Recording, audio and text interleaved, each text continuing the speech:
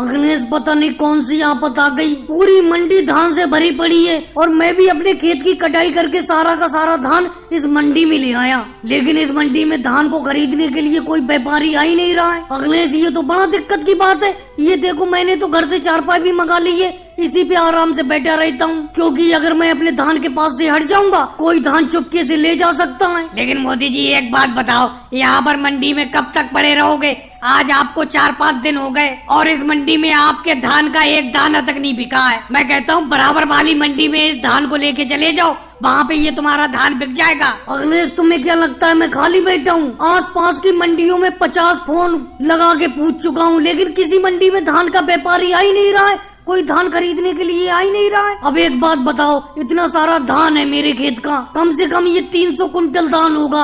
अब मैं दोबारा इस धान को लोड करने के लिए ट्रक मंगाऊं, फिर ट्रक को दूसरी मंडी में ले जाऊं, क्या मैं यही करता रहूंगा? मेरे इस धान का सारा पैसा तो इधर उधर ले जाने के भाड़े में ही खत्म हो जाएगा। वो देखो एक व्यापारी आते हुए दिखाई दे रहे हैं, लगता है अपनी तरफ आ रहे हैं वो। भाई साहब ये धान की ढेरी क्या आप ही की है? जी भाई साहब ये धान की ढेरी मेरी ही है। बोलो क्या रेट में बेचोगे इस धान को? बोलो, अगर सही रेट में बेचो तो सारा का सारा धान आपका मैं खरीद लूंगा।